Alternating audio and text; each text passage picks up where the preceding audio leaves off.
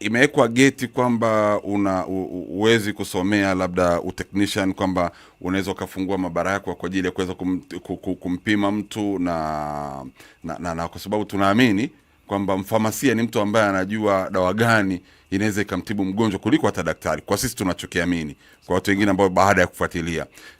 Sasa hivi unaweza wewe ni mfamasia na ni mwenyekiti, unaweza kusomea pia hiyo masuala la laboratory technician kwa ajili ya kuweza kujua kabisa kwamba nampima huyu mtu, nikishagundua sasa najua kabisa kwa sababu nimesomea ufamasia, najua ni dawa gani nimpe ili niweze kumtibu. Inakuwa ni rahisi na shortcut. Na kwa upande wa mfamasia, sawa, mfamasia anasoma vitu vyote ikiwemo hata hivyo vipimo vya maabara.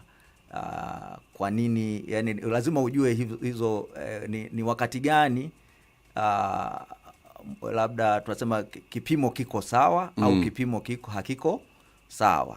Umeona, kwa mfano tukizungumzia pressure, si ndio ni wakati gani pressure ya huyu mtu iko sawa, kwa maana kawaida pressure inatakiwa kuaje, na ikiwa vibaya inakuaje, either chini au juu.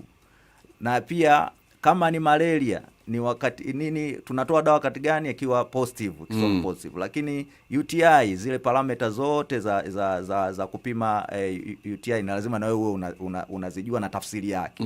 Sawa. Lakini sasa tunakuja hapo, lazima kuwe na tunasema mgawanyo wa majukumu. Sasa mgawanyo narudi hapo sawa. Na tunaenda vizuri, lazima kuwe na mgawanyo wa majukumu na tunasema check and balance.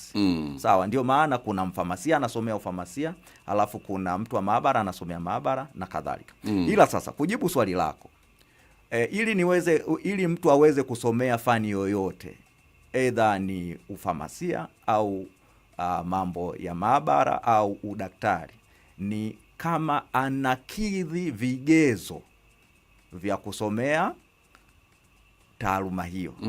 Sawa, kwa kila taaluma inakuwa na vigezo vyake. Labda wewe umefaulu masomo ya sayansi kwa kiwango fulani. Sawa kwa hiyo kama mimi mfamasia nimesomea ufamasia, sizuiliwi kwenda kusomea mambo ya maabara. Kwa sababu ili na mimi niweze tena kufanya kazi kama mtu wa maabara, ni lazima nisajiliwe tena na bodi ya maabara. Umeona? Au ili niweze kufanya kazi kama daktari ni lazima nisajiliwe na tunasema medical council, baraza la tiba la taifa.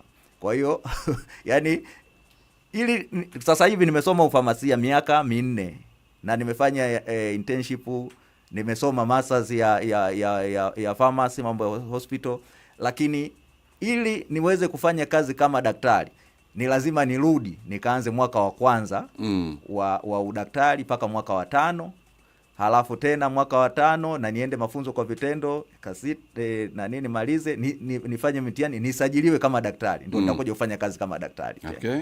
Sawa. Kwa hiyo siwezi tena ni mimi hapa hivi nikaanza tena kufanya kazi ya daktari wakati mimi sijasomea ile taaluma. Na vigezo lazima vizingatiwe. Mtu amesoma kwenye hilo eneo.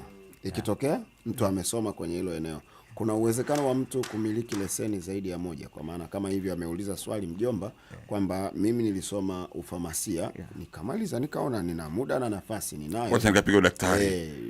Anaweza kumiliki leseni zaidi ya moja? Yes. Kwa mujibu wa sheria za Tanzania unaruhusiwa kumiliki leseni zaidi ya moja.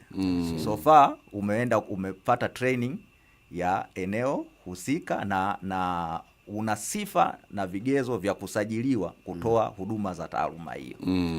Kwa hata unaweza hata ukiamua kusoma sheria kasome sheria, lakini mwisho wa siku utaenda law school na usajiliwe kama mwana sheria.